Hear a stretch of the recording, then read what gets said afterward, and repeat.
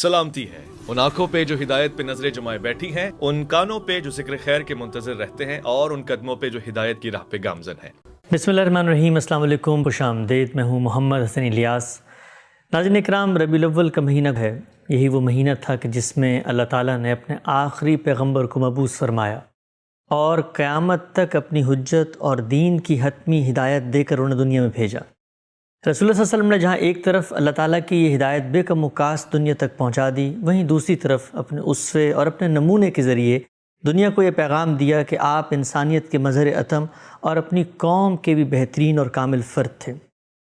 वैसे तो रसूलुल्लाह सल्लल्लाहु अलैहि वसल्लम की शख्सियत इसकी मोहताज नहीं कि उसको किसी ख़ास दिन या महीने में याद किया जाए, ताहम याद दहानी के इस मौके पर हम रसूलुल्लाह सल्लल्लाहु अलैहि वसल्लम की सीरत व किरदार के हवाले से हमेशा गुफ्तगू करते हैं और आपके सीरत व किरदार पर सबसे बड़ी गवाही ख़ुद कुरान मजीद ने दी है। लेकिन आज के दिन हम उन इश्कालात, उन सवालात और बिलखुसूस मुस्तशरिकीन के हवाले से मौजूदा दौर में रसूलुल्लाह सल्लल्लाहु अलैहि वसल्लम की शख्सियत पर उठने वाले बाज़ ऐसे एतराज़ात जो जदीद ज़हन को मुतासर करते हैं, उनको लेकर हाज़िर खिदमत हैं और ये चाहेंगे कि उनका इल्मी, अक़ली और इस्तदलाली जवाब हासिल करें ताकि हम अपने आने वाली नस्लों को ये बता सकें कि रसूलुल्लाह सल्लल्लाहु अलैहि वसल्लम की शख्सियत पर किसी किस्म का कोई एतराज़ नहीं किया जा सकता। यही सारे सवालात लेकर हाज़िर खिदमत हैं। हमारे साथ तशरीफ़ रखते हैं हज़रत साबिक़ जनाब जावेद अहमद गामदी साहब। अस्सलाम वालेकुम गामदी साहब। वालेकुम अस्सलाम। हम सब बहुत शुक्रिया आपके वक्त का।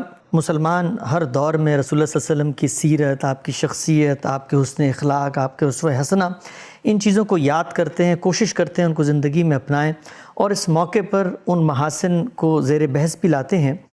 लेकिन मुझे ये महसूस हुआ कि बहुत सारे लोग दुनिया भर में अहले इल्म उलमा ये काम तो खिदमत कर ही रहे होते हैं और हम भी आम तौर पे ये करते हैं, लेकिन क्यों ना इस मौके पे वो एतराज़ात, वो इश्कालात जो मुस्तशरिकीन की रिवायत, जो हमारे बरे सग़ीर में भी एक बहुत मारूफ़ रिवायत रही और दुनिया भर में एतराज़ात करते हैं, उनको हम ज़ेर बहस लेकर आएँ आपके साथ। तो सबसे पहले आप मुझे बताइएगा कि इस तरह के जो इश्कालात आप सल्लल्लाहु अलैहि वसल्लम की शख्सियत पर, आपके किरदार पर, आपकी ज़िंदगी पर होते हैं, आपको ये महसूस होता है कि ये वक्त है कि उनका इल्मी, अक़ली, इस्तदलाली पहलू से जवाब दिया जाए? ये ज़रूरत हर वक्त रहती है। रिसालत मआब सल्लल्लाहु अलैहि वसल्लम को हम पैगंबर की हैसियत से पेश करते हैं और उसके साथ लोगों को इस बात की दावत देते हैं कि यही वो शख्सियत है जिसका बेहतरीन नमूना लोगों के सामने रहना चाहिए।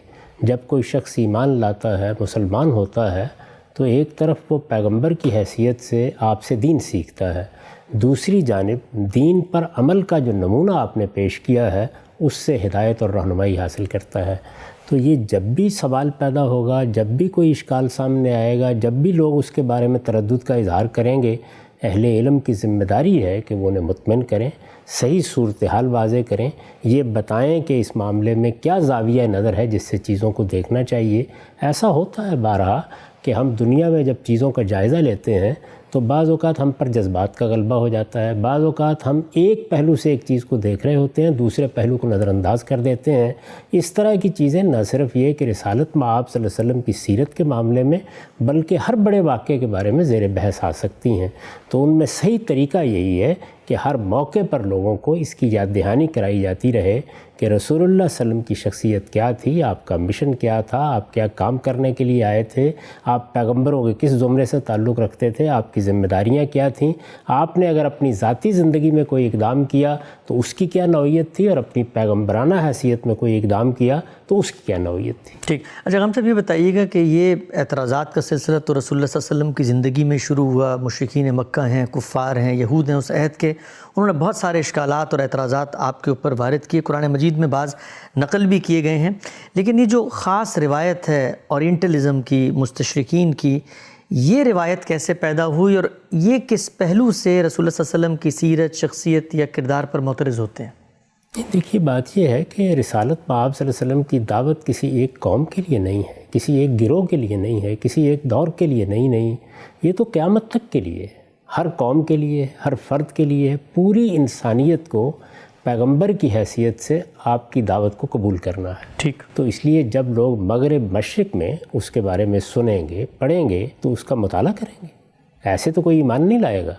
बेशुमार लोग हैं جو مسیحیت پر ایمان رکھتے ہیں، یہودیت پر ایمان رکھتے ہیں، ہندو مت کے ماننے والے ہیں، یا اس زمانے میں ایک بڑی تعداد ان لوگوں کی پیدا ہو گئی ہے جو مذہبی کے معاملے میں بہت سے اعتراضات، اشکالات پیش کرتے رہتے ہیں، تو جب کسی ہستی کو ہم پیغمبر کی حیثیت سے ان کے سامنے پیش کریں گے، اور پیغمبر کی حیثیت سے پیش کیے بغیر دین کی دعوت پہنچائی نہیں جا سکتی، تو وہ سوالات کریں گے۔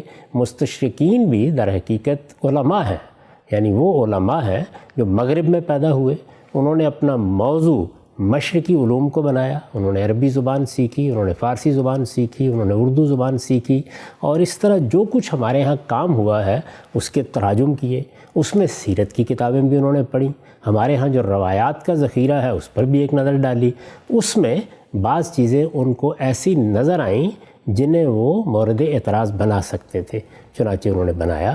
اور یہ سلسلہ اس وقت کوئی نیا نہیں ہے، یہ پچھلے 300-400 سال سے ہم دیکھ رہے ہیں۔ اچھا، ایک زمانہ وہ تھا کہ جس میں معلومات ہی بہت کم تھی، وہ لوگ تھے جو مسیحی پس منظر سے اٹھتے تھے، اور جس طرح ایک روایت ہوتی ہے مذہبی گروہ میں کہ وہ اعتراضات کرنے کے لیے کیڑے چننا شروع کر دیتے ہیں، یعنی ان کا معاملہ یہ ہوتا ہے کہ وہ بالکل غلاظت کی مکھی بن جاتے ہیں اور اسی طرح دیکھتے رہتے ہیں کہ کہاں کہاں سے کوئی چیز تلاش کی جا سکتی ہے۔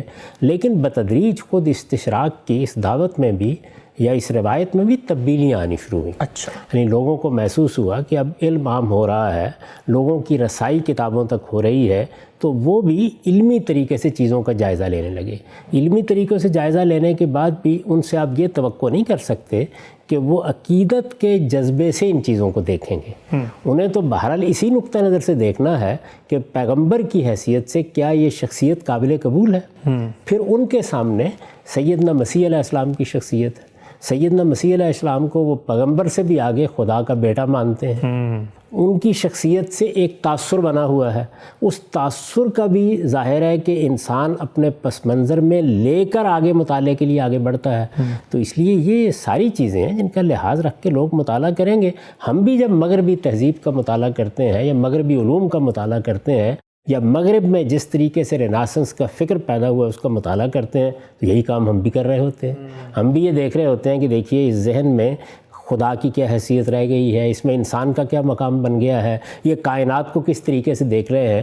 تو یہاں ہمارے مطالعے میں بھی بہت سی چیزیں ایسی ہوتی ہیں جس میں ہم ان کی نیت پر بھی گفتگو کر رہے ہوتے ہیں، ان کے اقدامات پر بھی گفتگو کر رہے ہوتے ہیں، ان کے فلسفیانہ مباحث کو بھی زیر بحث لا رہے ہوتے ہیں، اور اس سے آگے بڑھ کر اس کا جو عملی ظہور سیاست، معیشت، معاشرت میں ہوتا ہے اس پر بات کرتے ہیں۔ تو جس طرح یہ حق ہم کو حاصل ہے ان کو بھی حاصل ہے۔ ہمارا کام یہ ہے کہ ایسے موقعوں پر ان تمام مباحث کے اندر صحیح علمی رویہ اختیار کریں، یعنی اس چیز سے اٹھ کر کہ مغرب کیا ہے، مشرق کیا ہے، انسانیت کی سطح پر چیزوں کو دیکھنا سیکھیں، اور رسالت مآب صلی اللہ علیہ وسلم کا تعارف بھی اسی بلند سطح پر کھڑے ہو کے کرائیں۔ آپ سے بڑی خوبصورت بات آپ نے فرمائی۔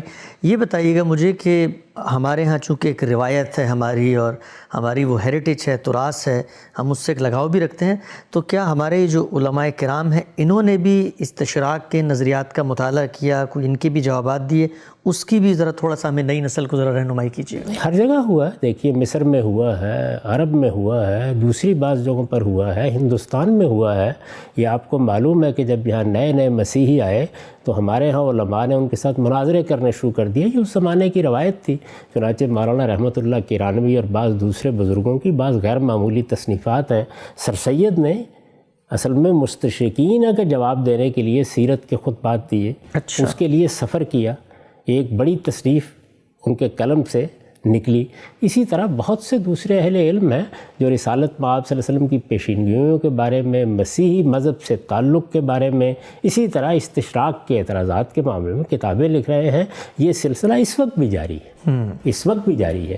آپ اگر عالم عرب میں دیکھیں تو وہاں استشراق کی پوری تاریخ ہے، اس کے اوپر بڑی بڑی مجلدات میں بحثیں کی گئی ہیں اور یہ بتایا گیا ہے۔ تو ایسا نہیں ہے کہ کوئی سلسلہ بند ہو گیا، یہ ہمیشہ سے جاری رہا ہے۔ ٹھیک، آگے بڑھتے ہیں ہم سب۔ جب ہم جائزہ لیتے ہیں ان اعتراضات کا، ان اشکالات کا جو مستشرقین کی جانب سے سامنے آتے ہیں، ان میں جو سب سے پہلا بنیادی نقطہ جو ہر جگہ ان کی کتابوں میں بکھرا ہوا ہے وہ یہ ہے کہ رسالت مآب صلی اللہ علیہ وسلم کا جو پیغام تھا، یعنی قرآن مجید کی صورت میں، اس کے اندر سے وہ بعض چیزیں تلاش کر کے ان کی مماثلت یا ان کی جو ہسٹری ہے وہ ٹریس کرتے ہیں قدیم جو کتابیں ہیں، توراہ ہے یا بائبل ہے، اور اشکال یہ پیدا کرتے ہیں کہ یہ سب کچھ تو اصل میں وہاں سے لیا گیا ہے جس کو ریپلیکیٹ کر کے ایک نئی کتاب کا نام دے دیا گیا ہے۔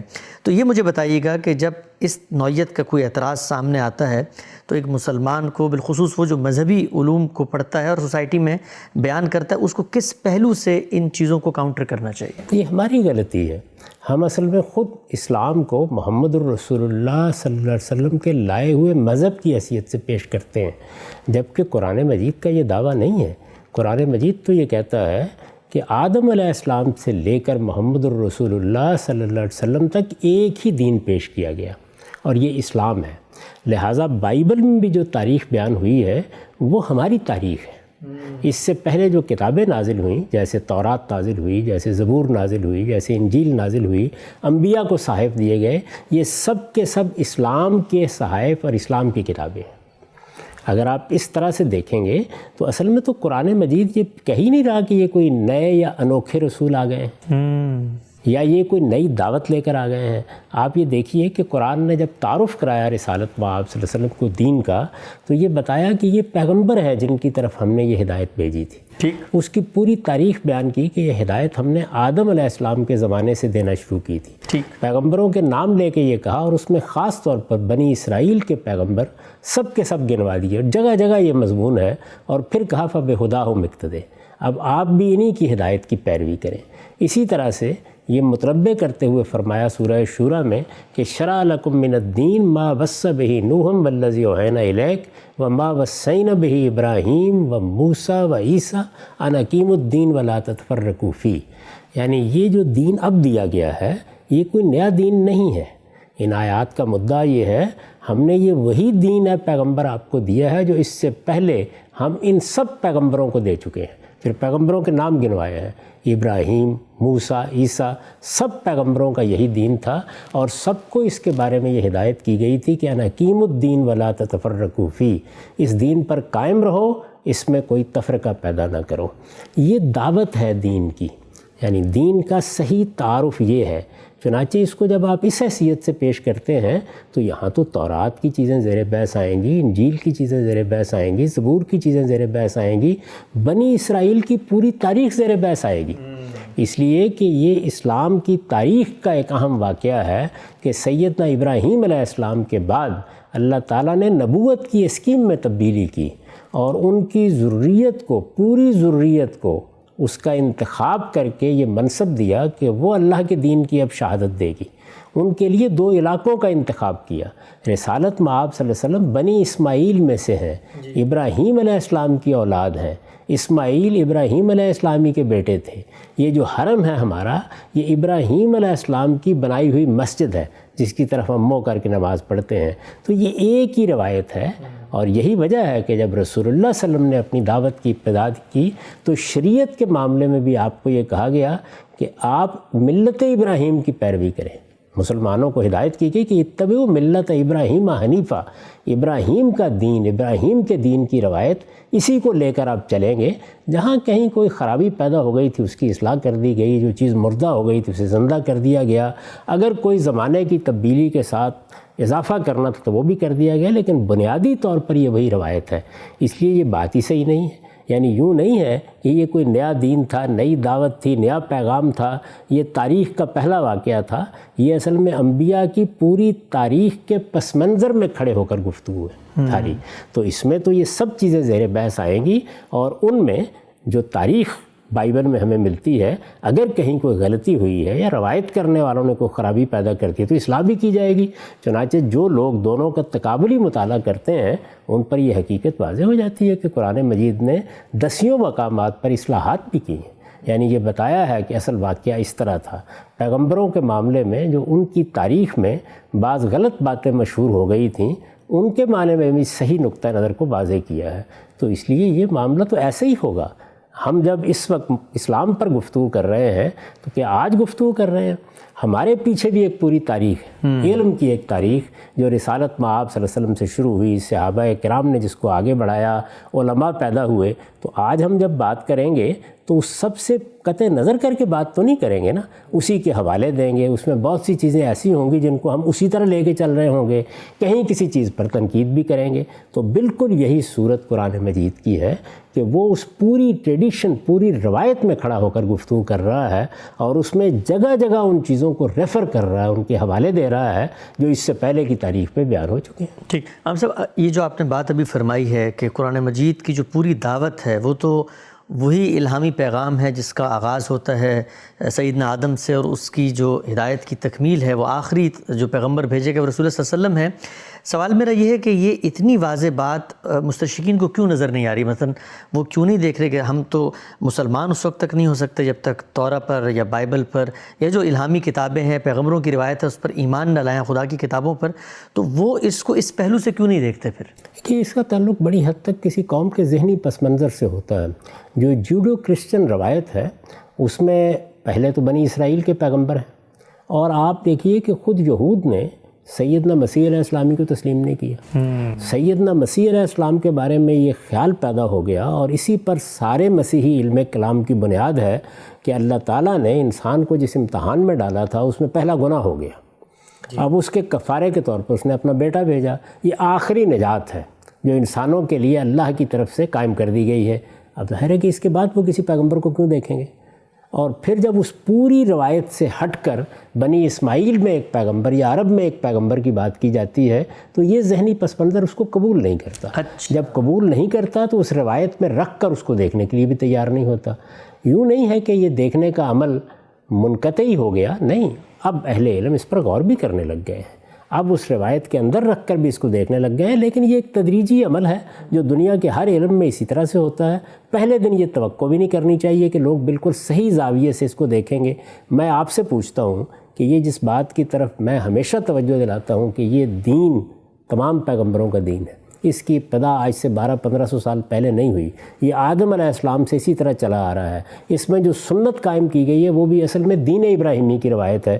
تو خود ہمارے ہاں لوگ کیا اس کو قبول کر لیتے ہیں؟ نہیں، ایسا ہو جاتا ہے بعض اوقات. اس لیے چیزوں کو واضح کرنے کا یہ عمل جاری رکھنا چاہیے. یہ جس طرح غلطیاں یہاں لگ سکتی ہیں اسی طرح ادھر بھی لگ سکتی ہیں. ٹھیک. اب سر ایک اور ذرا ضمنی پہلو واضح کیجیے گا. عام طور پہ تاثر ہے کہ جو مسیحی علماء ہیں یا جو مسیحی محققین ہیں وہ رسالت مآب صلی اللہ علیہ وسلم کے بارے میں یہ گمان رکھتے ہیں کہ یہ آخری پیغمبر نہیں ہیں، اور جو آخری پیغمبر نے آنا ہے وہ دوبارہ دنیا میں تشریف لائیں گے. یہ بتائیے گا کہ اس میں کوئی تفریق ہے کہ کچھ مسیحی علماء سمجھتے ہیں کہ رسالت مآب صلی اللہ علیہ وسلم پیغمبر تھے لیکن صرف عرب کے لیے تھے؟ اس میں حقیقت کیا ہے؟ نہیں، دیکھیے اس میں مختلف نقطہ نظر ہیں. وہ لوگ بھی ہیں کہ جو مسیح علیہ السلام پر معاملے کو ختم سمجھتے ہیں، اور وہ بھی ہیں کہ جن کا خیال یہ ہے کہ عربوں کے لیے ایک پیغمبر کی ضرورت تھی. زیادہ رسالت مآب صلی اللہ علیہ وسلم کی بعثت وہاں ہوئی. جس طرح مختلف علاقوں میں اللہ تعالیٰ پیغمبر بھیجتے رہے ہیں، ایسے ہی عربوں کے لیے یا بنی اسماعیل کہہ لیجئے، محمد الرسول اللہ کی حیثیت ایک پیغمبر کی تھی. زیادہ تر مسیحی علماء اب اس چیز کو ماننے لگ گئے ہیں. اچھا. یہاں تک کہ خود چرچ بھی اس کو اس حیثیت سے پیش کرتا ہے. بلکہ میں آپ کی خدمت میں عرض کروں کہ قرآن مجید سے یہ معلوم ہوتا ہے کہ خود رسول اللہ صلی اللہ علیہ وسلم کے اپنے زمانے میں یہ بحث ہوئی، اور یہود یا اہل کتاب بھی اس بات پر اصرار کرتے تھے کہ آپ ہم سے یہ نہ منوائیے کہ ہمارے لیے بھی آپ خدا کے پیغمبر ہیں. ہم آپ کو عربوں کے لیے یا امیوں کے لیے یا بنی اسماعیل کے لیے خدا کا پیغمبر مان لیتے ہیں. اچھا. تو یہ معاملہ وہاں پر بھی تھا، یہ جاری ہے. اس وقت بھی بہت سے لوگ ہیں. خود مسلمانوں کے اندر آپ بعض لوگوں کو یہ بحث کرتے ہوئے دیکھیں گے کہ رسالت مآب صلی اللہ علیہ وسلم کی نبوت کو آپ یورپ والوں کے لیے کیوں لازم قرار دیتے ہیں. یہ معلوم ہے کہ یہ فرج جوف شعاع اور اس طرح کے بعض لوگوں کا جو مسلک پیدا ہوا اس میں بعض اہل علم نے یہی نقطہ نظر بیان کرنا شروع کر دیا. تو اس طرح کے مباحث پیدا ہوتے رہتے ہیں. اس میں یہ ہمارا کام ہے کہ ہم ان کو یہ بتائیں کہ رسول اللہ صلی اللہ علیہ وسلم کی بعثت عالم انسانیت کے لیے ہوئی ہے. پوری انسانیت پر خدا نے یہ رحمت فرمائی ہے. یہ در حقیقت اللہ تعالیٰ کا کرم اور اس کی نوازش ہے کہ اس نے آپ پر نبوت کا خاتمہ کیا ہے. آپ کو ایک کتاب دی ہے، وہ کتاب خدا کی حتمی حجت ہے، اور اب قیامت تک سب انسانوں کو خدا کی ہدایت آپ ہی کی وساطت سے ملے گی. ٹھیک. ہم سب آگے بڑھتے ہیں. ہم جب استشراق کی روایت کا مطالعہ کرتے ہیں یا بالعموم آج جو پوسٹ ماڈرن روایت ہے اس کے اندر بھی سوالات اٹھتے ہیں مذہب کے بارے میں، یا وہ شخصیات جو مذہب کے علمبردار ہیں، ان میں سب سے بڑا اعتراض جو کیا جاتا ہے وہ رسول اللہ صلی اللہ علیہ وسلم کی ازدواجی زندگیاں، آپ کی شادیاں جو کہا جاتا ہے کہ غالباً 9 کے قریب تھیں. اور یہ سوال ہم یہ دیکھتے ہیں کہ ہم تو یہ جانتے ہیں، مانتے ہیں کہ رسالت مآب صلی اللہ علیہ وسلم کا کوئی بھی اقدام دین کے خلاف نہیں ہو سکتا، آپ نے جو کچھ کیا وہ ٹھیک کیا، لیکن لوگوں کو جواب دینا پڑتا ہے اور یہ بتانا پڑتا ہے کہ جب شادیاں اتنی بڑی تعداد میں بالعموم انسان کرتے ہیں تو اس کے پیچھے کوئی بشری تقاضا، کوئی جبلی تقاضا، کوئی انسان کی خواہش ہوتی ہے. تو اس معاملے کو میں یہ جاننا چاہوں گا آپ سے کہ حقیقت کی دنیا میں اگر ہم اتر کے ایک ایک معاملے کی تحلیل کریں، رسول اللہ نے شادیاں کیں، کیوں کیں، اتنی زیادہ کیوں کیں، اور عام طور پہ جو کہا جاتا ہے کہ رسول اللہ ہمارے لیے اسوہ حسنہ ہے، نمونہ ہیں، لیکن آپ کے معاملے میں یہ استثناء ہے، ہمیں شادیوں کے بارے میں محدود کر دیا گیا ہے. تو اس پوری بحث کو میں چاہتا ہوں ذرا ابتدا سے آپ تفصیل سے بیان کریں. اللہ کی کتاب اس ساری بحث کو جس طریقے سے پیش کرتی ہے، تھوڑے سے اس کے مقدمات سمجھ لینے چاہیے. جی. شادی انسان کو کیسے کرنی چاہیے؟ ایک ہی عورت سے کرنی چاہیے؟ اس میں اللہ نے اپنا منشا واضح کر دیا ہے. میرے نزدیک جب آدم و حوا کی پیدائش ہوئی اور اللہ تعالیٰ نے یہ فرمایا کہ ہم نے آدم کو آفرینش بخشی اور اس کے ساتھ اس کا جوڑا پیدا کیا، تو اس میں ایک ہی عورت کا ذکر کیا ہے اور یہ بتایا ہے کہ بث منہما رجالا کثیرا ونساء، یعنی یہ ایک میاں بیوی تھے جس سے خاندان کی ابتدا ہوئی، جس سے ایک گھر بنا اور جس کے نتیجے میں پھر بہت سے مرد و عورت دنیا میں پھیل گئے. ٹھیک. تو اس سے یہ بات تو واضح ہو گئی کہ اگر اللہ تعالیٰ کی اسکیم کے مطابق اچھا گھر بنانا ہو، سکون کی زندگی بسر کرنی ہو، اولاد کے ساتھ بھی اچھا معاملہ رکھنا ہو، تو ایک ہی شادی آدمی کو کرنی چاہیے. یہ بات اصول میں خود اللہ تعالیٰ نے اپنی اس اسکیم میں واضح کر دی ہے. لیکن انسان اس دنیا میں یکساں حالات میں نہیں رہتا. چنانچہ تمدنی تقاضوں کے تحت قبائلی زندگی میں، زرعی تمدن کے زمانے میں، آج کے دور میں یہ ضرورتیں تبدیل ہوتی رہتی ہیں. آپ یہ دیکھیے کہ ایک وقت وہ تھا جب قبائلی معاشرے میں کسی شخص کے لیے یہ ممکن ہی نہیں تھا کہ وہ ایک شادی پہ اکتفا کر سکے. کیوں؟ اس لیے کہ یہ ریاست، اس طرح کا منظم نظام، یہ عدالتیں، یہ پولیس، آپ کی عزت آبرو کے لیے یہ اہتمام یہ موجود نہیں تھا. اس وقت انسان کے لیے اس کے سوا کوئی چارہ نہیں تھا کہ اس کے بیٹے یا اس کے بھائی اس کے دائیں بائیں کھڑے ہوں گے اور ان کی بڑی تعداد ہوگی تو وہ اپنی عزت کی حفاظت کر سکے گا، اپنے مال کی حفاظت کر سکے گا، اپنے آبرو کی حفاظت کر سکے گا. ٹھیک. قرآن مجید خود تصویر کھینچتا ہے کہ جب کوئی بڑا آدمی یہاں بیٹھا ہوتا ہے تو بنینا شہودہ، اس کے دائیں بائیں اس کی اولاد کھڑی ہوتی ہے. اب اگر آپ کی ضرورت یہ ہے کہ آپ کے 20-30 بچے ہوں اور وہ آپ کے دست و بازو بنے اور وہ کھڑے ہو کر اگر کوئی جنگ ہو جاتی ہے، جھگڑا ہو جاتا ہے، آپ کے مال پر کوئی قبضہ کرنے کے لیے آتا ہے تو آپ کا دفاع کر سکیں، تو وہ ایک شادی پہ اکتفا نہیں کرے گا. تو اس لیے شادی کے معاملے کو 2 زاویوں سے ہمیشہ دیکھنا چاہیے. ایک زاویہ بشری ضرورت کا ہے اور ایک زاویہ تمدنی اور حالات کی ضرورت کا ہے. ٹھیک. اس چیز کو سامنے رکھ کر اگر آپ دیکھیں تو پیغمبروں کی پوری تاریخ میں ہم کو متنوع رویے نظر آتے ہیں. اچھا. سیدنا یحییٰ نے شادی ہی نہیں کی، مسیح علیہ السلام نے بھی شادی نہیں کی، گھر نہیں بسایا. اس کی وجہ بتائیے کہ کیوں نہیں کیا، لیکن بہرحال ہم جانتے ہیں کہ گھر نہیں بسایا. سیدنا ابراہیم علیہ السلام کے معاملے میں ہمیں معلوم ہے، جو کچھ بائبل بتاتی ہے اس میں بھی 3 بیویاں ان کی مذکور ہیں. موسیٰ علیہ السلام کے بارے میں بھی یہی صورتحال ہے. تو ایک قبائلی تمدن میں کیا ضرورتیں ہوتی ہیں، جب آپ سوسائٹی سے متعلق ہوتے ہیں وہاں آپ کو کیا مسائل پیش آ جاتے ہیں، شادی کرنے کے معاملے میں یہ دوسرا عنصر بھی بالعموم موجودہ زمانے میں نظر انداز ہو جاتا ہے. اس وقت صورتحال تبدیل ہو چکی ہے. دنیا بھر میں بچوں کی پیدائش، ان کی پرورش، ان کی پرداخت کے معاملات تبدیل ہو چکے ہیں. تو ہم اپنے زمانے میں کھڑے ہو کر ان چیزوں کو دیکھتے ہیں. اس میں پوری ماضی کی تاریخ کو سامنے رکھنا چاہیے کہ انسان کی قبائلی زندگی میں کیا ضرورتیں تھیں، انسان کی خانہ بدوشی کی زندگی میں کیا ضرورتیں تھیں، انسان کی زرعی تمدن میں کیا ضرورتیں تھیں، اور یہ مشینی دور یعنی جس میں اب دنیا کے لیے بہت مشکل ہو گیا ہے کہ ایک بیوی کی ذمہ داریوں کو بھی پورا کر سکے، اس میں کیا ضرورتیں ہیں. تو دونوں چیزوں کو الگ الگ رکھنا چاہیے. پہلی یہ بنیادی بات ہے. اس بنیادی بات کو سامنے رکھ کر اب ذرا اندازہ کیجئے کہ رسول اللہ صلی اللہ علیہ وسلم نے اس معاملے میں کیا طریقہ اختیار کیا. یہ معلوم ہے ہر آدمی یہ جانتا ہے کہ 25 سال کی عمر میں کم و بیش آپ نے شادی کی، پہلی شادی کی۔ کس سے کی؟ ایک بیوہ خاتون سے کی۔ وہ بیوہ خاتون جس کے بچے بھی تھے، اس سے شادی کی، وہ آپ کے گھر تشریف لائیں۔ اس کے بعد کم و بیش 25 ہی سال آپ نے ان کی رفاقت میں گزار دی، سیدہ خدیجہ کی۔ یعنی اس 25 سال کے عرصے میں جس میں آپ کی عمر 50 سال کی ہو گئی، جوانی کا یہ سارا زمانہ آپ نے انہی کی رفاقت میں گزارا۔ اچھا، سیرت کا مطالعہ کریں، کہیں شائبہ بھی نظر نہیں آتا۔ اور یہ خیال نہ کریں کہ عربوں میں کوئی شادی کرنا بہت مشکل کام تھا، یا شادی کا پیغام نہیں دیا جا سکتا تھا، یا بنو ہاشم کے ایک جلیل القدر فرد کے لیے شادی کرنے میں کوئی مشکلات تھیں۔ شادیاں بہت لوگ کرتے تھے عرب میں، عام رواج تھا تعدد ازواج کا، لیکن اس سب کچھ کے باوجود 25 سال تک رسالت مآب صلی اللہ علیہ وسلم نے دوسری جانب نگاہ اٹھا کے بھی نہیں دیکھا۔ یہ سارا عرصہ گزر گیا، سیدہ خدیجہ کی وفات ہو گئی۔ اس سال کو عام الحزن کہا جاتا ہے۔ اچھا، شدید رنجیدہ خاطر رہے رسالت مآب صلی اللہ علیہ وسلم۔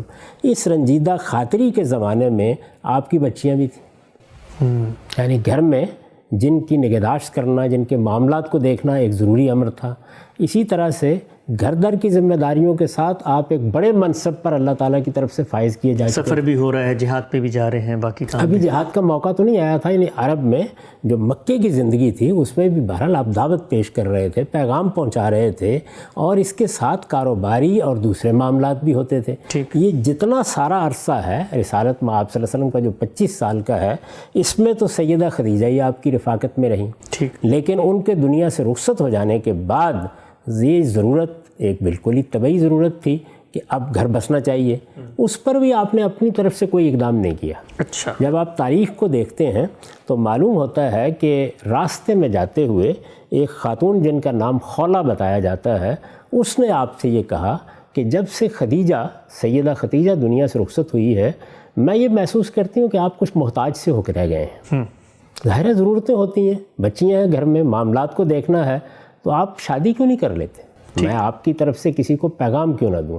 میں آپ سے عرض کرتا ہوں کہ ان کے جو الفاظ ہیں وہ میں آپ کو پڑھ کے سنا دیتا ہوں، یہ ابن سعد میں نقل ہوئے ہیں۔ اچھا، اور مسند احمد میں بھی، یا رسول اللہ کانی اراک قد دخلت کا خلت الفقد خدیجہ افلا اخطب علیک، اللہ کے رسول میں دیکھتی ہوں کہ خدیجہ کی رفاقت سے محرومی کے بعد آپ گویا محتاج سے ہو کر رہ گئے ہیں، میں آپ کی طرف سے کسی کو نکاح کا پیغام نہ دوں؟ اچھا، رسالت مآب صلی اللہ علیہ وسلم سے ایک خاتون نے یہ بات کہی، اس کے جواب میں آپ نے فرمایا، یعنی اب آپ کے ہاں کوئی بیوی نہیں ہے، اس کے جواب میں آپ نے فرمایا کہ کیا کوئی رشتہ ہے؟ انہوں نے یہ کہا کہ کنواری کا رشتہ بھی ہے آپ کے لیے اور شوہر دیدہ کا رشتہ بھی ہے۔ ٹھیک، یہ میں اس سے پہلے عرض کر چکا کہ آپ اگر دوسری شادی سیدہ کی موجودگی میں کرنا چاہتے تو اس وقت بھی یہی صورتحال تھی، آپشنز تھے، یہاں بھی موجود تھے، اس وقت بھی موجود تھے۔ عربوں میں یہ کوئی بڑا مسئلہ نہیں تھا، ہمارے معاشرے کی روایات دوسری ہیں، لیکن عربوں کے ہاں یہ کوئی مسئلہ نہیں تھا۔ تو اس نے کہا کہ کنواری بھی ہے اور شوہر دیدہ بھی ہے۔ ٹھیک، کنواری کا پوچھا گیا تو اس نے کہا کہ آپ ہی کے بھائی اور دوست صدیق اکبر کی بیٹی یعنی سیدہ عائشہ کے بارے میں خولہ رضی اللہ عنہ نے کہا۔ اور دوسری کون ہے؟ سودا بنت زمع ہے، یہ ایک بیوہ خاتون تھی اور رسالت مآب صلی اللہ علیہ وسلم ہی کی کم و بیش ہم عمر تھیں۔ یعنی آپ کی عمر بھی اس وقت 50 سال کے قریب تھی اور ان کی عمر بھی اس وقت 50 سال کے قریب تھی۔ اس موقع کے اوپر ایک شریف النفس انسان کیا کہے گا؟ یہی کہ بھائی دونوں جگہ تم بات کر کے دیکھ لو، دیکھتے ہیں کہاں سے کیا جواب ملتا ہے۔ وہ گئیں، انہوں نے جا کے سیدنا صدیق کے ہاں بات کی تو وہاں انہیں کچھ تھوڑی مایوسی ہوئی۔ اچھا، اس لیے کہ سیدنا صدیق کی اہلیہ نے انہیں یہ بتایا کہ عائشہ کا تو رشتہ پہلے سے طے ہو چکا ہوا ہے، اچھا، اور ہم رخصتی کے منتظر ہیں۔ یہ بات البتہ ہے کہ جن لوگوں کے ہاں یہ رشتہ طے ہے وہ ہمارے مسلمان ہو جانے کے بعد معلوم ہوتا ہے کچھ بدلے سے محسوس ہوتے ہیں۔ تو ابو بکر آئیں گے، میں ان سے بات کروں گی، وہ وعدہ خلافی تو کبھی نہیں کریں گے۔ پھر بعض روایتوں میں اسی ابن سعد کی تاریخ سے یہ بات بھی معلوم ہوتی ہے کہ جب سیدنا صدیق گھر میں آئے اور انہوں نے بات کی تو سیدنا صدیق نے کہا کہ وہ تو میرے بھائی ہیں، تو کیا بھتیجی سے ان کی شادی ہو جائے گی؟ یعنی رسول اللہ کے بارے میں فرمایا۔ تو اس طرح کے ترددات کا اظہار بھی ہوا۔ ٹھیک، وہ خاتون وہاں سے نکلی اور وہ سودا بنت زمع کے پاس چلی گئیں۔ انہوں نے جا کے ان کو پیغام دیا، وہ پیغام انہوں نے قبول کر لیا۔ ٹھیک. ادھر سیدنا صدیق یہ بات سننے کے بعد ان لوگوں کے ہاں گئے جہاں سیدہ عائشہ کا رشتہ پہلے سے طے تھا، تو انہوں نے رشتہ ختم کرنے کی بات کر دی. اچھا. تو اب یہ ساری بات ہونے کے بعد دونوں جگہ رشتہ منظور ہو گیا. عربوں کی روایات کو پیش نظر رکھیں تو جب آپ نے جا کے پیغام دیا ہے اور 2 جگہ پیغام دیا ہے اور دونوں جگہ پیغام قبول ہو گیا ہے تو اب آپ انکار نہیں کر سکتے. قبائلی زندگی کی روایات، وہاں کی شان کچھ اور ہوتی ہے. ہمارے معاشرے کا معاملہ نہیں. ہمارے یہاں بھی یہ ہے کہ اگر آپ کہیں پیغام دے دیں تو 10 مرتبہ سوچیں گے کہ اب کیا کیا جائے. تو رسالت مآب صلی اللہ علیہ وسلم نے یہ رشتے قبول کر لیے. اس کے بعد کیا ہوا؟ اب آپ کے سامنے یہ سوال تھا کہ ایک طرف ایک کنواری خاتون ہے اور دوسری جانب ایک بیوہ خاتون ہے جن کی عمر کم و بیش 50 سال ہے. آپ غور فرمائیے کہ آپ نے کیا انتخاب کیا. اچھا. گھر میں بچیاں ہیں تو آپ نے سودا بنت زمع کا انتخاب کیا. اچھا. آپ نے فرمایا کہ میں عائشہ سے نکاح کر لیتا ہوں لیکن رخصتی سودا بنت زمع کی ہوگی. 4 سال تک اس کے بعد سودا بنت زمع رضی اللہ عنہا ہی آپ کے گھر میں رہیں. اچھا. بچیوں کی نگہداشت کرتی رہیں، آپ کی رفاقت ان کو میسر رہی. یعنی وہی ایک خاتون تھی. اس میں دیکھیے کہ انسانی لحاظ سے کیا چیز کار فرما ہے. ایک بزرگ خاتون ہے، 50 سال کی ان کی عمر ہے. آپ نے یہ پسند نہیں کیا کہ ان کے ساتھ ایک دوسری بیوی لے آؤں جو جوان بھی ہے، کنواری بھی ہے، اور جیسے کہ ہم تاریخی طور پر جانتے ہیں کہ بہت حسین و جمیل بھی ہے. اس سب کچھ کے باوجود رسالت مآب صلی اللہ علیہ وسلم نے اس کو گوارا نہیں کیا. ٹھیک. مکے سے ہجرت ہو گئی پھر بھی رخصتی نہیں ہوئی. اچھا. مدینہ تشریف لے آئے، وہاں آ کے بھی آپ نے اپنی طرف سے کوئی ایمان نہیں کیا. سیدنا صدیق نے آپ سے بات کی کہ آپ کی بیوی ہمارے گھر میں ہیں تو آپ ان کی رخصتی کرا لیں. اچھا. اس موقع پر بھی دیکھیے کہ آپ نے جا کے سیدہ سودا سے بات کی اور ان کو کہا کہ میں آپ کو آزاد کر دیتا ہوں. یعنی اب ظاہر ہے کہ ایک کنواری خاتون گھر میں آئیں گی اور یہ فطری سی بات ہے کہ ان کا زیادہ اثر رسوخ ہوگا. تو ایک بوڑھی خاتون ہے، عربوں میں یہ کوئی مسئلہ نہیں تھا، آپ نے آزاد کر دیا، کہیں اور شادی ہو جائے گی. انہوں نے یہ درخواست کی آگے سے کہ میری اب کوئی ضرورتیں باقی نہیں، میرا کوئی مطالبہ بھی نہیں ہے، میں صرف آپ کے ساتھ رفاقت کا تعلق رکھنا چاہتی ہوں. ٹھیک. میں یہ چاہتی ہوں کہ میں قیامت میں آپ کے ازواج مطہرات میں سے اٹھوں. تو آپ اطمینان سے عائشہ کو اپنے گھر میں لے آئیے، میرا کوئی مطالبہ نہیں. اس کے بعد آپ سیدہ عائشہ کو گھر میں لائے اور پھر وہ ایک لمبے عرصے تک آپ کی ازواج مطہرات میں رہیں. یہ وہ شادیاں ہیں جو رسول اللہ صلی اللہ علیہ وسلم نے اپنی ذاتی مرضی سے، اپنی ذاتی ضرورت کے تحت بشری تقاضوں کو ملحوظ رکھتے ہوئے کی ہیں.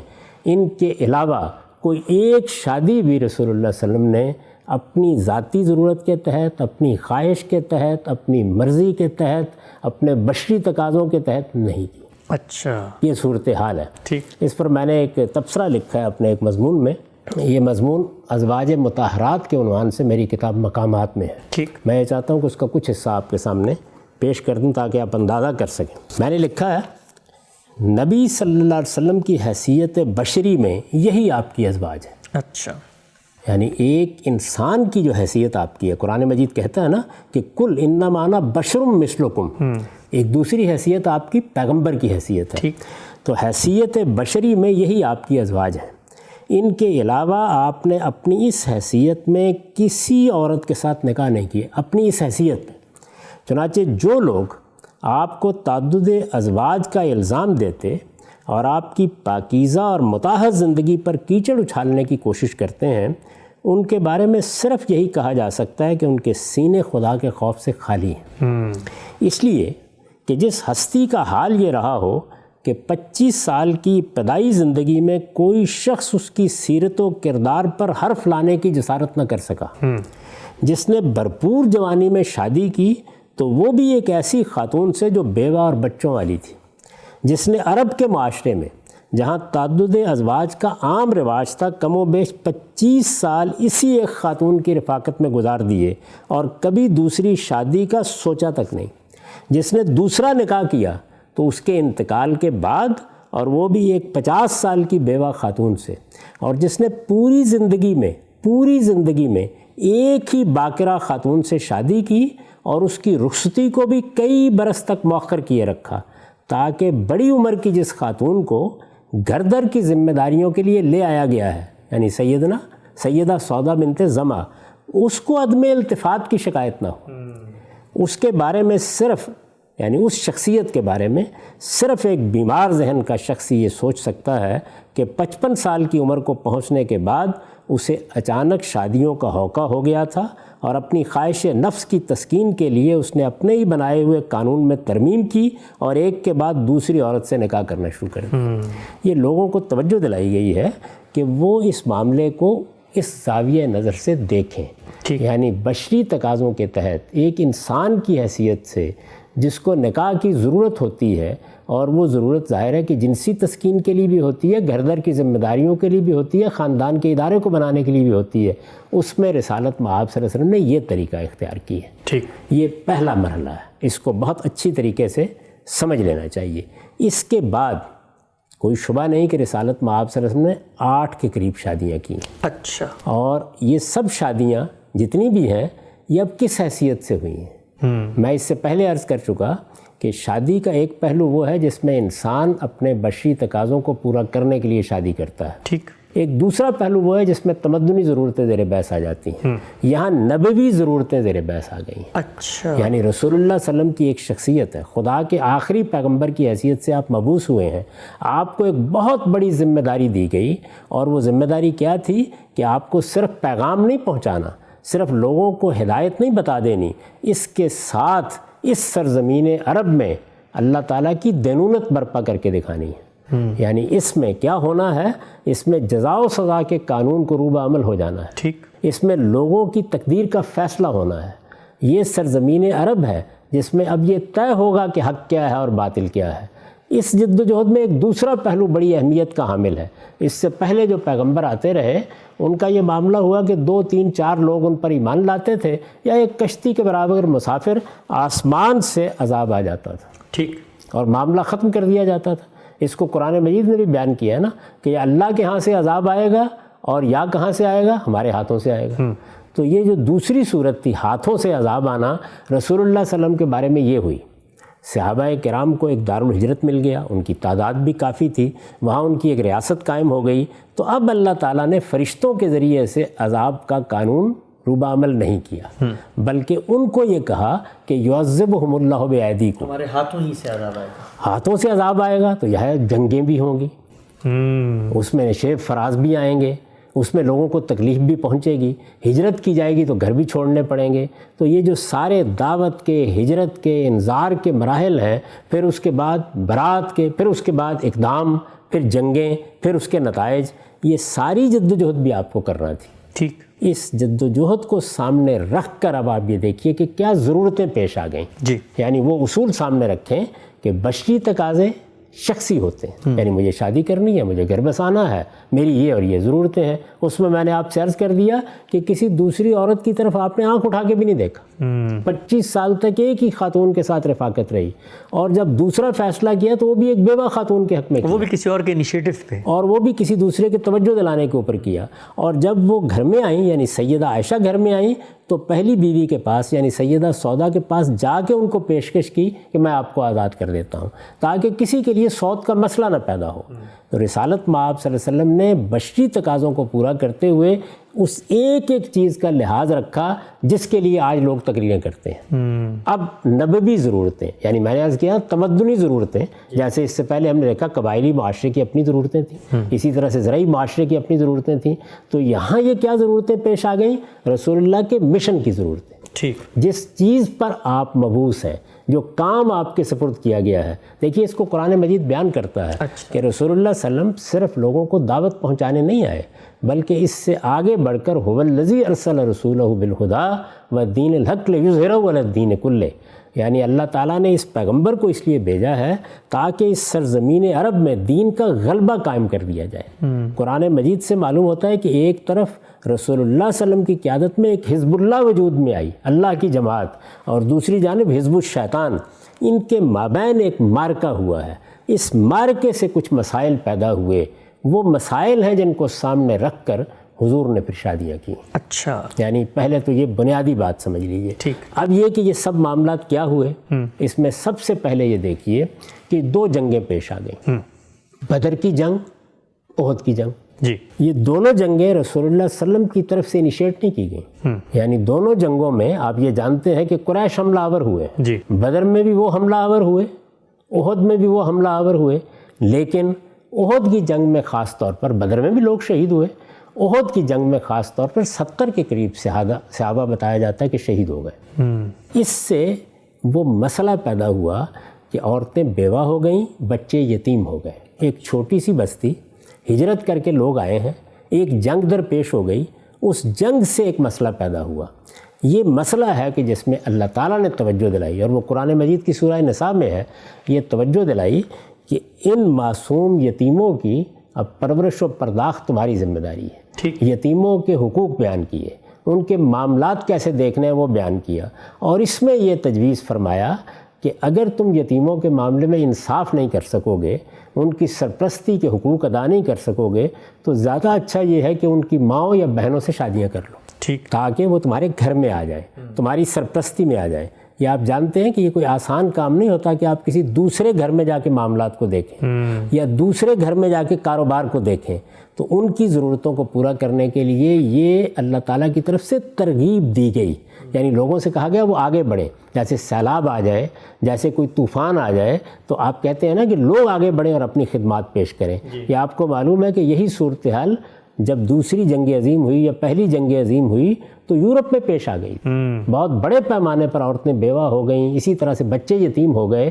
تو اس میں اللہ تعالیٰ نے یہ فرمایا کہ لوگ آگے بڑھیں. جب اللہ تعالیٰ یہ بات کر رہے ہوں گے, زمین پر خدا کا پیغمبر ہوگا, لوگوں سے کہا جا رہا ہوگا کہ اپنی بیویوں کے ہوتے ہوئے تم 2-2, 3-3, 4 عورتوں کی سرپرستی کرو, ان بیوہ عورتوں کی سرپرستی کر کے ان کے یتیموں کے سر پر ہاتھ رکھو, تو اس میں سب سے پہلے کس کو لبیک کہنا چاہیے؟ جس کا مشن ہے. سب سے پہلے کس کو آگے بڑھنا چاہیے؟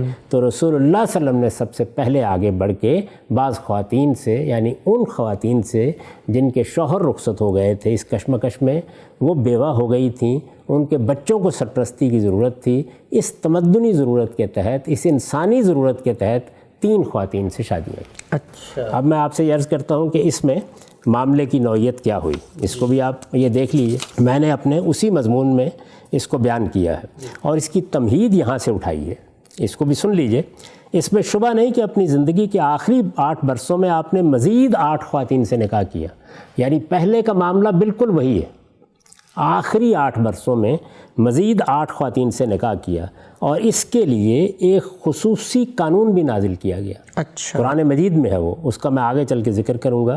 لیکن یہ نکاح, یعنی اب جن نکاحوں پر ہم بات کر رہے ہیں, یہ نکاح نہ بشری حیثیت میں کیے گئے, نہ اپنی خواہش نفس سے, اور نہ خواہش نفس کی تسکین کے لیے. ٹھیک, ان میں سرے سے یہ چیز ہی زیر بحث نہیں. ذمہ داری ہے. میں بتا چکا کہ رسول اللہ کی ذاتی زندگی کو دیکھیں وہ کیا ہے, آپ کے ذاتی فیصلوں کو دیکھیں کیا ہے, سیدہ خدیجہ کے ساتھ آپ کی رفاقت کو پڑھیں, اس کے بعد آپ نے جو فیصلے کیے ان کو دیکھیں. کوئی شخص یہ باور کر سکتا ہے؟ ایسا کچھ بھی نہیں ہوا, بلکہ اب گویا پیغمبر کی حیثیت سے جو آپ کی ذمہ داریاں ہیں ان کو پورا کرنے کا وقت آ گیا. بلکہ خدا کے آخری پیغمبر کی حیثیت سے اپنی منصبی ذمہ داریوں سے عہدہ برا ہونے کے لیے, اور خدا کے حکم پر, یعنی یہاں خدا کے حکم پر یا اس کے ایما سے کیے گئے تھے. اللہ تعالیٰ چاہتے تھے کہ یہ نکاح کیے جائیں. ٹھیک, جن خواتین کے ساتھ یہ مسئلہ پیش آ گیا ہے, اب دیکھیے آسمان کا پروردگار بھی رب العالمین ہے, رسول اللہ بھی رحمت للعالمین ہے. یعنی اللہ تعالیٰ کو فکر ہے اس بات کی کہ میرے پیغمبر کی دعوت کے نتیجے میں یہ عورتیں بیوہ ہو گئی ہیں, یہ بچے یتیم ہو گئے ہیں, ان کا کیا ہوگا. کوئی سلیم الطبع آدمی جس نے تعصبات کو الگ رکھ کر کبھی اس معاملے کو سمجھنے کی کوشش کی ہے, اس حقیقت کا انکار نہیں کر سکتا. اس کے بعد اب میں نے بدر و احد کا حوالہ آپ کو دیا اور یہ بتایا کہ اس میں اللہ تعالیٰ کی طرف سے باقاعدہ ترغیب دی گئی. یہ قرآن مجید میں ہے, فَإِنْ خِفْتُمْ أَلَّا تُقْسِطُوا فِي الْيَتَامَىٰ فَانكِحُوا مَا طَابَ لَكُم مِّنَ النِّسَاءِ مَثْنَىٰ وَثُلَاثَ وَرُبَاعَ. ٹھیک, سب مسلمانوں کو ترغیب دی گئی. سب سے پہلے رسالت مآب صلی اللہ علیہ وسلم نے اپنے آپ کو پیش کیا. چنانچہ 3 بیوہ خواتین سے آپ نے شادی کر لی. یہ 3 خواتین کون ہیں؟ حفصہ بنت عمر ہیں, سیدنا عمر کی بیٹی, زینب بنت خزیمہ ہے, اور ام سلمہ بنت ابی امیہ ہے. ٹھیک, یہ تینوں کی تینوں.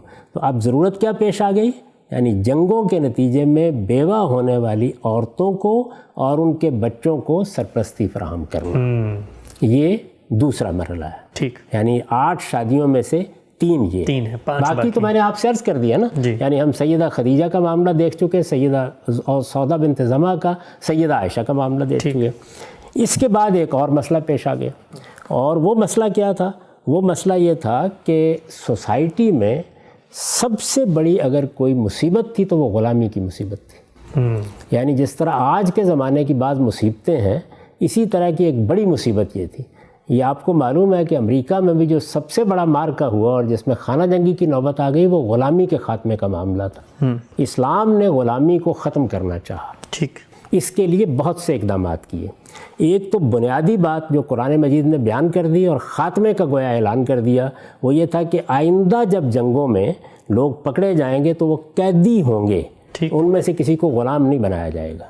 اور جب ان کی رہائی کا معاملہ ہوگا تو 2 ہی صورتیں ہوں گی، فَإِمَّا مَنًّا بَعْدُ وَإِمَّا فِدَاءً. یعنی یا ان کو احسان کے طور پر رہا کر دیا جائے گا، اور یا دوسری صورت یہ ہوگی کہ آپ فدیہ لے لیں گے، یعنی تبادلہ کر لیا، کچھ رقم لے لی.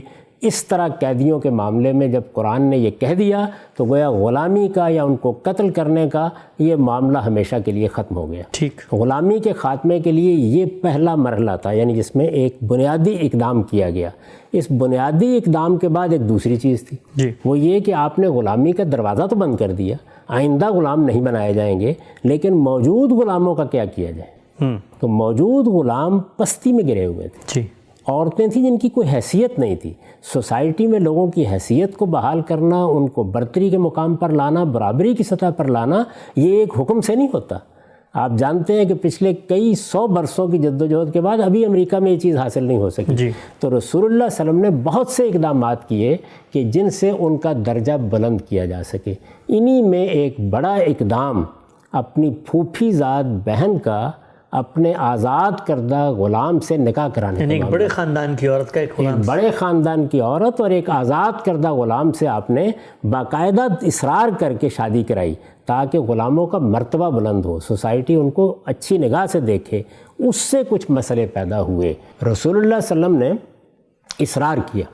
زینب بنت جہش آپ کی پھوپھی زاد بہن ہے، آپ نے یہ چاہا کہ وہ ایک غلام سے، آزاد کردہ غلام سے، یعنی غلام کو آپ آزاد کر دیں تو اس کی حیثیت نہیں بدل جاتی تھی.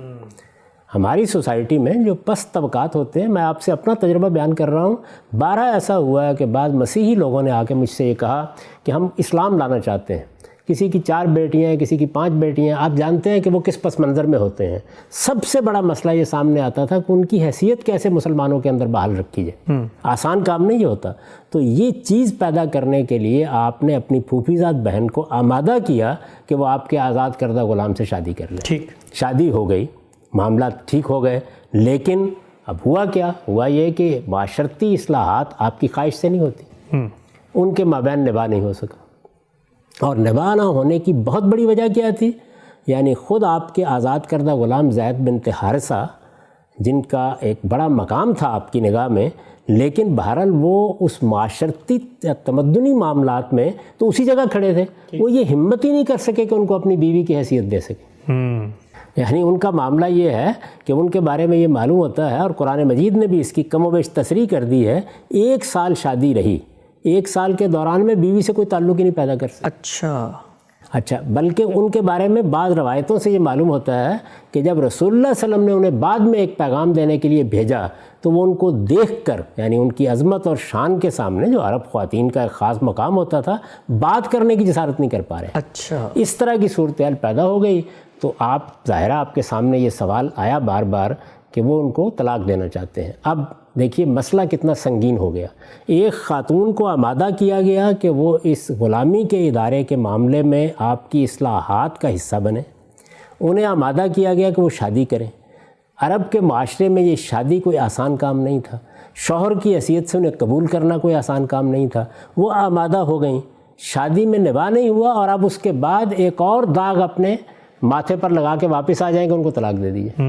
یعنی پہلے انہیں آمادہ کیا گیا کہ وہ ایک غلام سے شادی کریں، اس کے بعد اب وہ غلام ان کو طلاق دے دے تو ایک آزاد کردہ غلام کی متعلقہ ہو کے واپس آ جائیں. یہ آپ سمجھ سکتے ہیں یہ بات. تو 2 مسئلے پیدا ہو گئے. ایک مسئلہ تو یہ تھا کہ اب ان کی دلداری کے لیے کیا کیا جائے.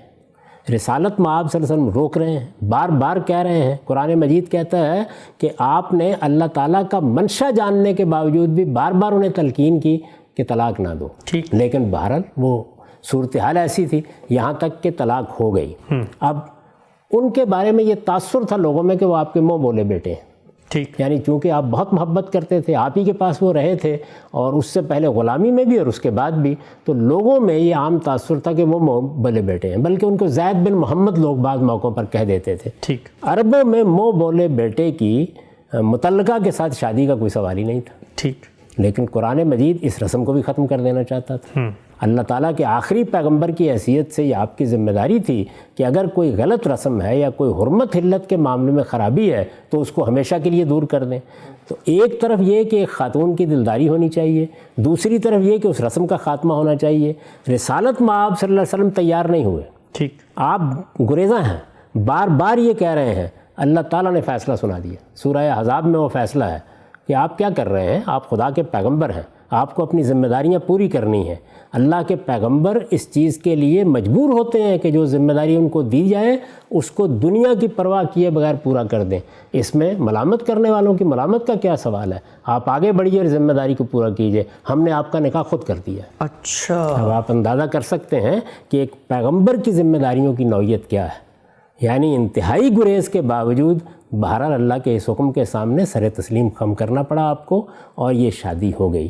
تو اس سے پہلے میں نے عرض کیا کہ 3 شادیاں وہ ہیں جو یتیموں اور بیواؤں کے مسئلے کے ذیل میں کی گئیں، اور اس میں دونوں چیزیں پیش نظر ہیں. یعنی اصلاحات کے لیے ایک خاتون کا جو معاملہ ہوا، جس طرح ان کی عزت نفس مجروح ہوئی، جس طریقے کے ایک ٹراما سے وہ گزریں، یعنی ان کے ساتھ جو معاملہ ہوا، تو اس میں ان کی دلداری مقصود ہے. اور دوسری جانب اللہ تعالیٰ کے پیش نظر یہ اصلاح ہے کہ منہ بولے بیٹے سے نکاح کے معاملے میں عملی اصلاح کر دی جائے. کیونکہ اس طرح کی چیزیں جتنی ہوتی ہیں یہ محض چند الفاظ سے ختم نہیں ہوتی، ان کی نوعیت سوسائٹی کی ٹیبوز کی ہوتی ہے. اس میں عملی اقدام ہی کرنا موضوع ہوتا ہے. دونوں چیزوں کو سامنے رکھ کر اللہ تعالیٰ نے فیصلہ سنا دیا، اور اللہ تعالیٰ کے فیصلے پر سر تسلیم خم کرتے ہوئے رسالت میں آپ صلی اللہ علیہ وسلم نے یہ شادی. یعنی یہاں بھی آپ کا انیشیٹو نہیں تھا، کوئی چیز نہیں سرے سے. یعنی میں تو آپ سے عرض کر رہا ہوں کہ خود قرآن مجید یہ بتا رہا ہے، تاریخ بتا رہی ہے کہ آپ اس معاملے میں اصرار کرتے رہے کہ وہ طلاق نہ دیں، معاملہ نب جائے. یعنی چونکہ یہ اقدام آپ نے کیا تھا تو نباہ کی انتہائی کوششوں کے باوجود اس میں کامیابی نہیں ہوئی. تو اس لحاظ سے گویا آپ یہ کہہ سکتے ہیں کہ 3 وہ اور یہ چوتھی شادی ہے. اس کے بعد پھر اللہ تعالیٰ نے اسی موقع پر ایک پورا قانون نازل کیا ہے قرآن مجید میں، اور اس میں یہ بتایا کہ پیغمبر کی حیثیت سے آپ کی کچھ ذمہ داریاں ہیں، آپ کے ساتھ کچھ معاملات متعلق ہیں، آپ نے یہاں ایک جد و جہد کی ہے. اس لیے نکاح کے معاملے میں آپ کے لیے وہ ضابطے نہیں ہوں گے جو عام لوگوں کے لیے ہیں، اور آپ آگے بڑھیں اور اس معاملے میں اب یہ سمجھ لیں کہ اس خصوصی قانون کے تحت آپ کو اور شادیاں بھی کرنی پڑ سکتی ہیں. وہ اور شادیاں کیا ہوئیں، وہ قانون کیا ہے، اس میں ظاہر ہے کہ ہم اس وقت تفصیل سے گفتگو نہیں کر سکتے. اس کے بعد پھر آپ نے 3 مزید شادیاں اس ذمہ داری کو پورا کرنے کے لیے کی ہیں جو ان خواتین سے متعلق آپ پر عائد ہوئی، جن کا ہم آگے چل کے ذکر کریں. ٹھیک. ہم سے ہمارا وقت یہاں پر ختم ہوتا ہے. رسول اللہ صلی اللہ علیہ وسلم کی شادیوں کے حوالے سے ناظرین کرام گفتگو جاری تھی. جو اعتراضات بالعموم مستشرقین کی جانب سے اٹھائے جاتے ہیں ان کا بہت تفصیل سے ہم نے تاریخ کی روشنی میں، علم اور عقل کے مسلمات کی روشنی میں جائزہ لیا اور جاننے کی کوشش کی کہ رسول اللہ صلی اللہ علیہ وسلم نے اپنی بشری حیثیت میں جو نکاح کیے وہ کون کون سے تھے، اس کا کیا پس منظر تھا، کیا سینیریو تھا، اور رسول اللہ صلی اللہ علیہ وسلم کی جو منصبی حیثیت ہے، اللہ تعالیٰ نے آپ کو ایک مشن پر مامور کیا تھا، اس کی ضروریات اور تقاضے کیا تھے، اس کے تحت آپ نے کون کون سے نکاح کیے. یہ موضوع ابھی جاری ہے، اور رسالت صلی اللہ علیہ وسلم کی شادیوں کے حوالے سے اور بھی بہت سارے سوالات ہیں جو ہم غامدی صاحب سے انشاءاللہ آئندہ نشست میں پوچھیں گے. میزبان محمد حسن الیاس کو اجازت دیجیے. اللہ حافظ.